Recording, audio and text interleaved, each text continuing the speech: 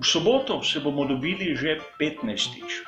in skupaj bomo predebatirali vse tiste zanimive teme in novice sveta Formule 1.